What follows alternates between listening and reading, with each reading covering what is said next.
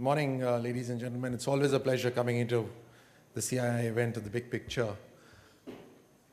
It's especially great being in this ministry because I get to interact with the most creative minds, especially in terms of creating business out of media and entertainment as well.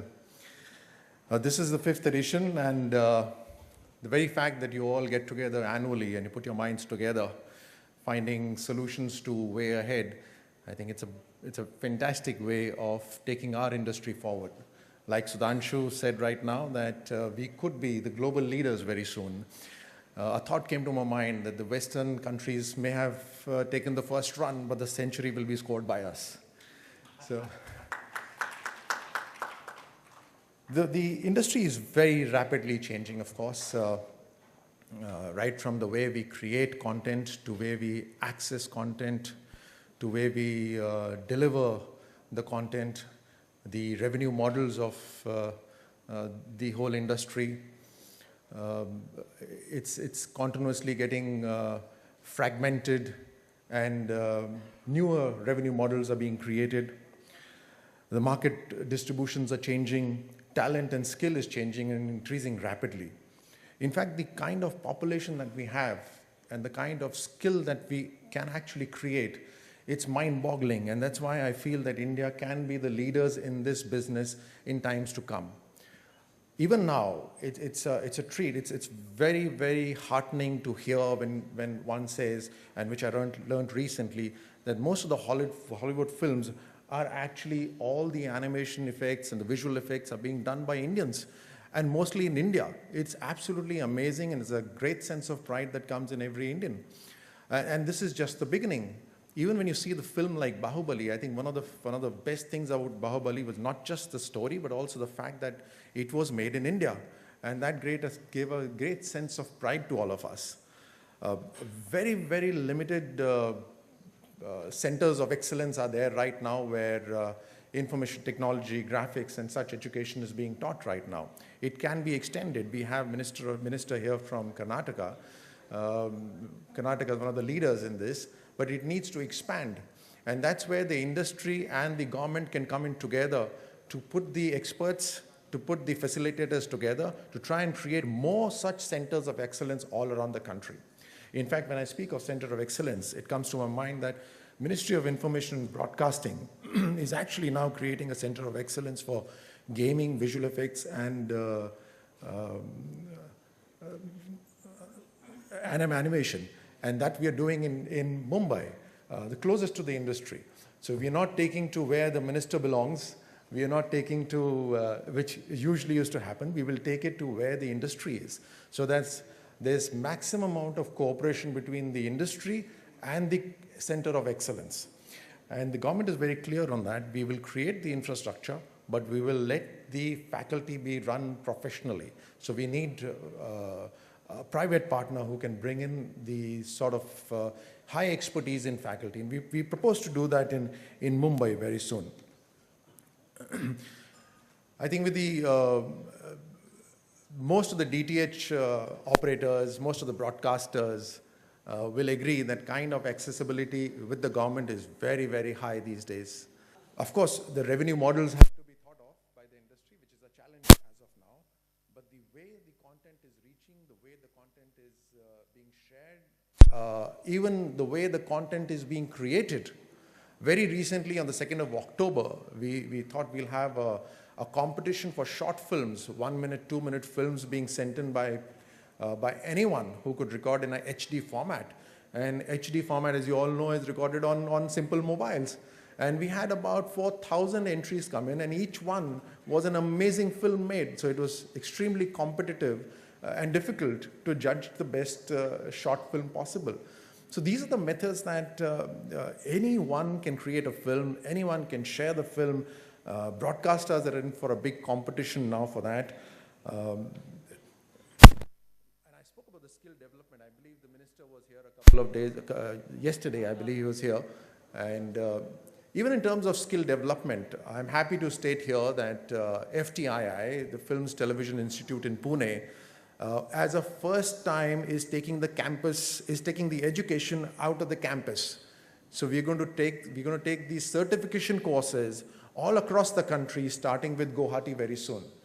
There are millions of people, young minds, who are so interested in learning how television can be run, how graphics can be created, how editing is done, how filming is done.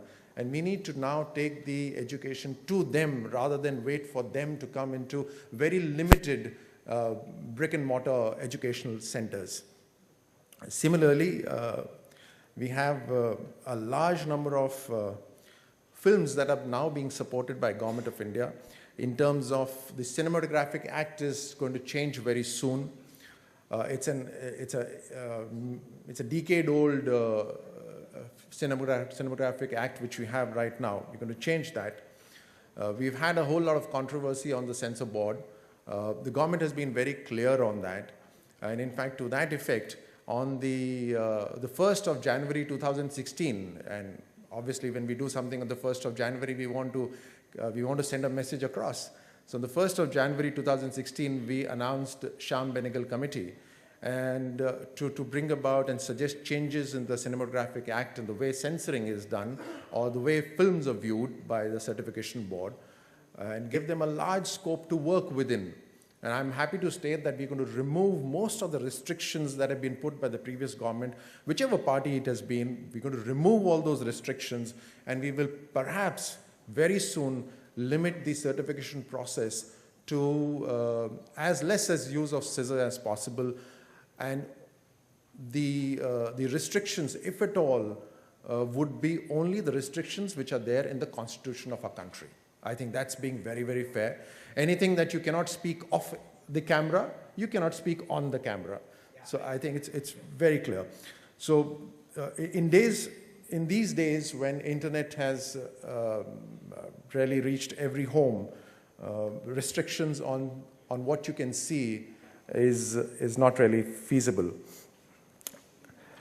Even in terms of how broadcasters are approaching the ministry, we have changed the method, and we're very soon going to introduce online applications so that the broadcasters, whenever they apply for a new channel, can very easily access the ministry and also track their applications. Also, in terms of the security clearances that are required from the ministry for putting up any new channel, we have also taken steps to reduce the burden for the channels there. Anytime when any channel puts in a request for a second channel, they don't have to go in for security clearance unless they have a change of directors. So it's become much easier now. So once a company gets license from us, they can put up multiple channels without really going to MHA for security clearances. The films, when they go for film festivals, we have introduced funding for such films so that our Indian films try and win as many awards as possible. So this was not there earlier, but we've done this. The reason is that we understand that it's just not entertainment. It is also promoting our culture. It is also soft power projection. And therefore, when we can win in sports, we need to win in films as well.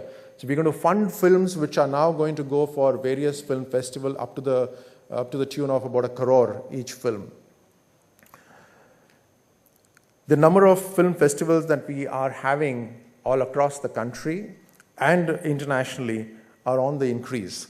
The International Film Festival in Goa, we're trying to have as many people come in, as many experts come in from across the globe, so that our people who are potential filmmakers or filmmakers learn as much as possible from them. Also, the film bazaar that we have in the International Film Festival is one of the greatest places to actually be able to access financiers, the directors, producers, and everyone there with a concept which is there in Film Bazaar. So that's also being promoted as much as possible.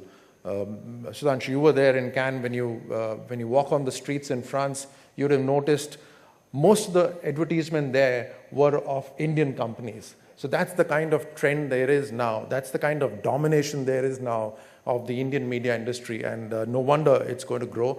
And I'm sure, confident that very soon, most films would be being made in India, even if they are in any other language. even in terms of the content which is coming on television, content which is coming on your mobile phones through digitization is going to be perhaps touched by at least some or the other Indian, wherever in the world. So I wish you all the best and good luck for this, putting the heads together, coming up with solutions, finding ways and methods. You can be rest assured that the Government of India is going to be completely at your service to try and facilitate, to come up with policies to make this industry even more stronger. Thank you.